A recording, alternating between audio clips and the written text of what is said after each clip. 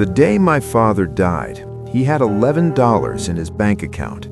Not 11,000, $11. He worked 2 jobs his whole life, never missed a single day, and still, it was never enough. This story is not about budgeting harder, saving more, or grinding longer. It is about the one lie that was quietly designed to keep you exactly where you are. My name is Marcus. One question consumed me for years. Why do some people break free while others never do? Stay with me. The wealth lie nobody warned me about starts right here. If this already feels familiar, hit the like button and subscribe, because today I am showing you exactly how I uncovered it. Let's get into it.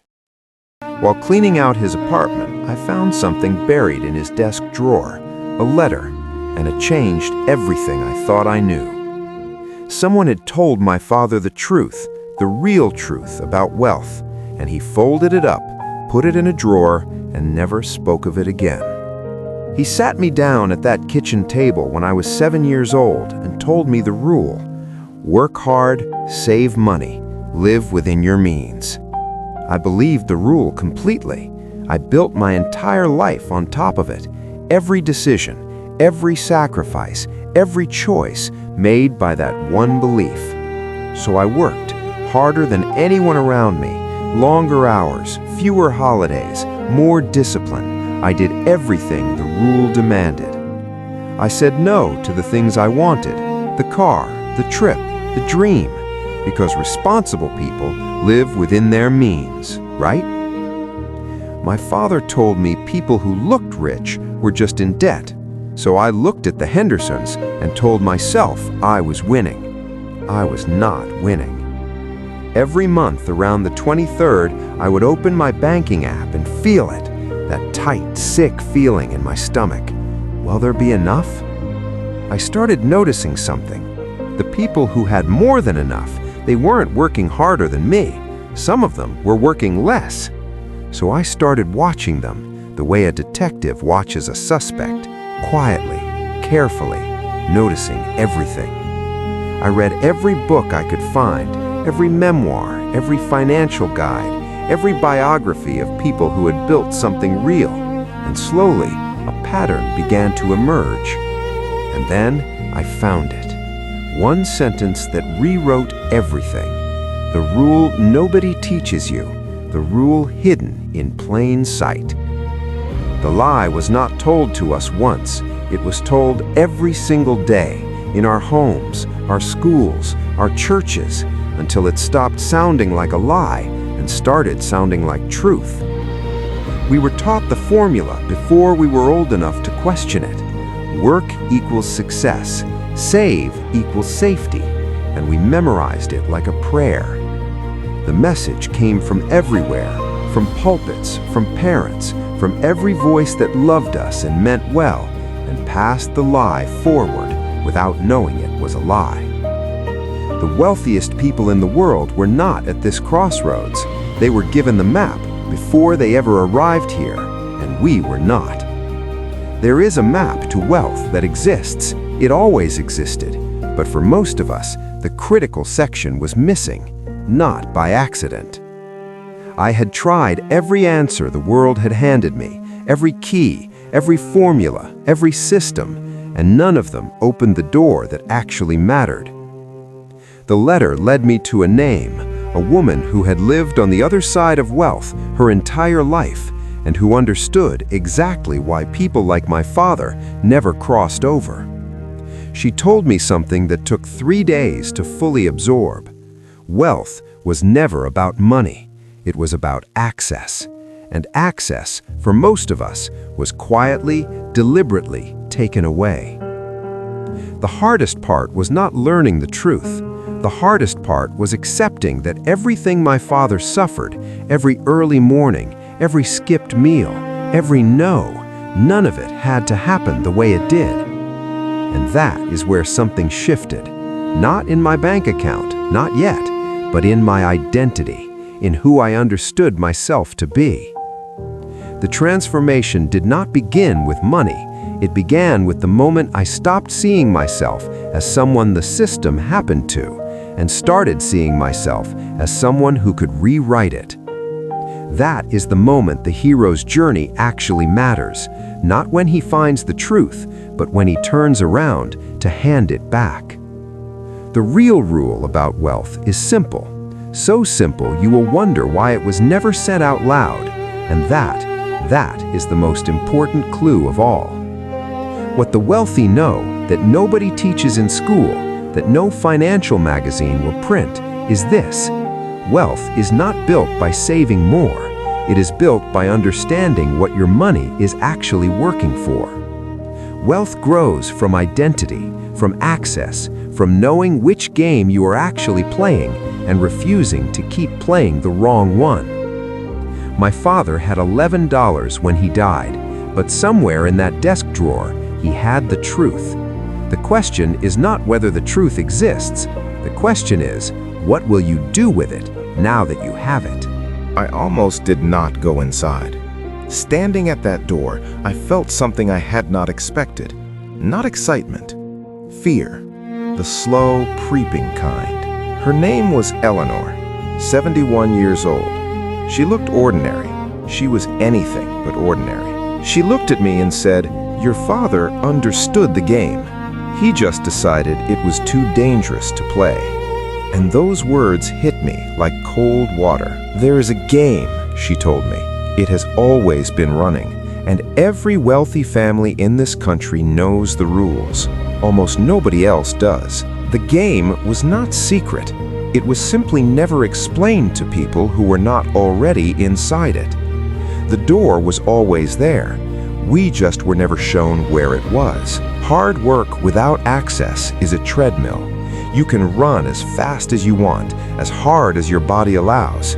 The scenery never changes. The people who built real wealth were not working harder than my father. In many cases, they worked significantly less. The difference was never effort. It was access. There are rooms where the real decisions get made. Rooms where opportunities are offered before they are ever announced publicly.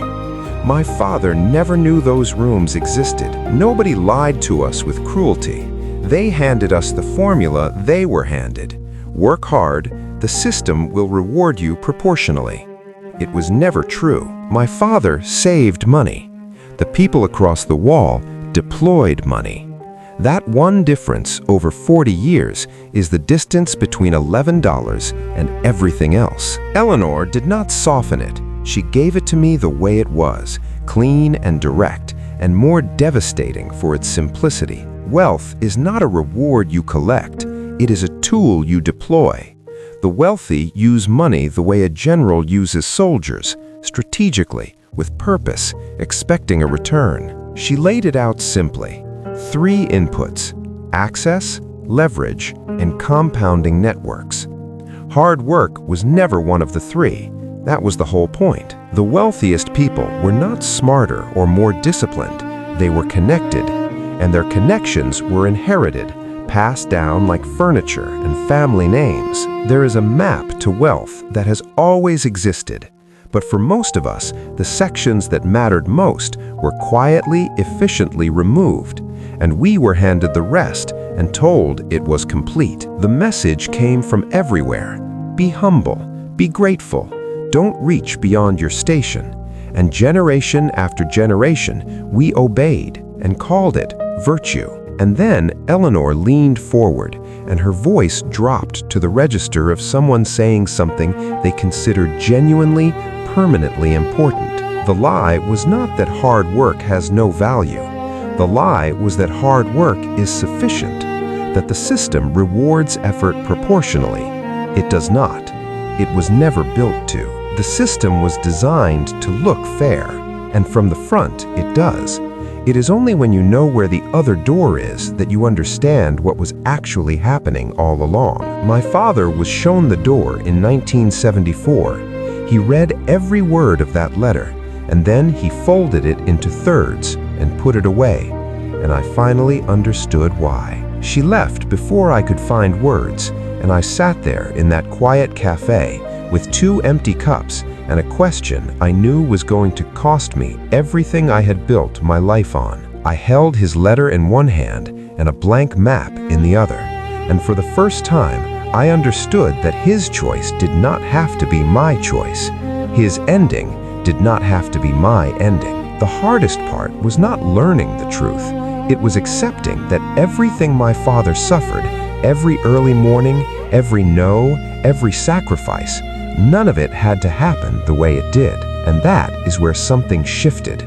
Not in my bank account, not yet, but in my identity, in the story I was telling myself about who I was allowed to become. I sat at a clean desk with a blank page, and I began to write down everything Eleanor had told me, and everything I now understood that I had never been taught, and everything I intended to do differently. The view from my window had not changed, but I had. And when you change the eyes you use to look at a system, the system itself begins to look completely different. I read my father's letter one final time, and for the first time, I was not angry at him. I was not angry at the system. I was simply clear about everything.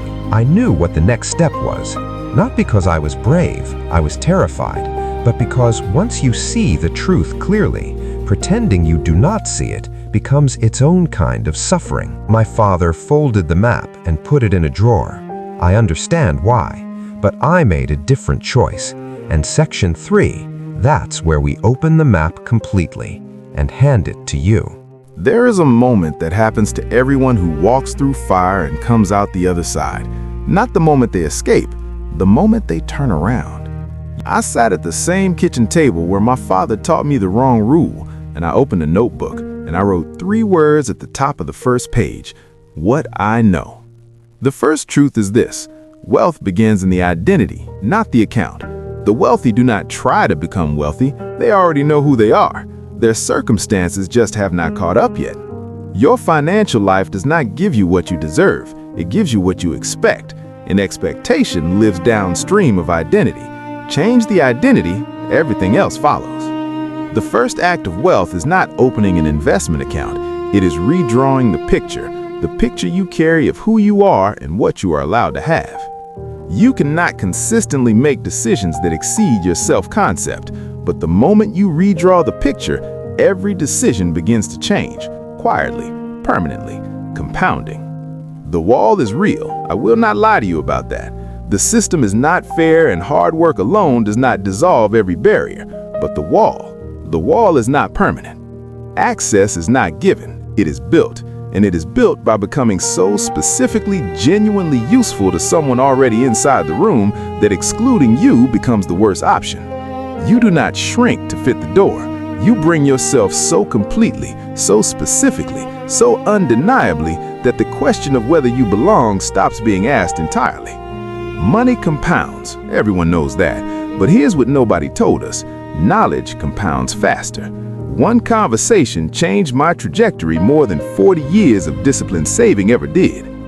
One conversation with Eleanor, 90 minutes, a cafe on an ordinary street, changed the trajectory of my financial life more than 40 years of disciplined saving ever had. Knowledge is the asset that every other asset grows from, and the most dangerous thing the lie ever did was convince people that this knowledge was not available to them. The knowledge of how wealth actually works does not belong to a certain kind of person. It belongs to anyone willing to receive it without flinching, without defending the comfortable lie. I called my sister on a Thursday evening. She was the first person I told. She works in a school, raises 2 children, and has the same tired math running every month. Barely enough, never more. I told her why Dad never spoke of the letter. Proud men, good men, men who love their children sometimes fold their pain into thirds and put it in a drawer rather than hand it to the people they love most. And then my sister said the most important sentence in this entire story. She asked, "Okay, so what do we do now?" 4 words, simple, practical, completely unafraid. That question, what do we do now, is the pivot point of every story like ours. Not what happened, not who is at fault. What do we do with what we know starting today? Here's what we do now. We start with identity. We find the ceiling that was drawn by hands other than ours, and we redraw it without shame, without blame, with the clean eye of someone who has decided accuracy matters more than comfort. We invest in knowledge before we invest in anything else. We find the Eleanor in our lives, the person who has lived on the other side and will speak plainly, and we receive what they have to give without flinching. We build access deliberately, one genuine, specific, irreplaceable connection at a time, not networking for its own sake, building with intention, with direction, with something real to offer. We stop saving money and start deploying it. We use it the way it was always meant to be used, as a lever, not a trophy, strategically, purposefully, expecting a return. And then we turn around. We look for the person still standing in the flames, and we go back in, not to burn again, but to carry someone out. The map exists. It always existed. And the moment you understand it, your first responsibility is to find someone who needs it and sit down beside them on the floor. I wrote down everything, every truth Eleanor gave me, everything I had to unlearn, every decision I made differently from the foundation of new knowledge, all of it written down, not folded up, not hidden in a drawer. The hero's journey only matters when the hero comes back, when he stands up and turns toward the people still in the dark and hands them what he found in the light. My father folded the letter and left it in a drawer. I folded too, but I put it here, against my chest, and I carry it forward, for him and for everyone who comes after. The lie was never that wealth was impossible. The lie was that you were not the kind of person the rules applied to. You are. You were always that person. Nobody had the right to tell you otherwise. Go build something your children will not have to find in a drawer, something they will inherit not as a secret, but as a foundation, given openly, explained completely, with love. My father had $11 and a folded letter in a drawer. I have the map, finished, open, and moving forward. The biggest lie about wealth ends exactly here, with you, with what you now know, with what you choose to do next.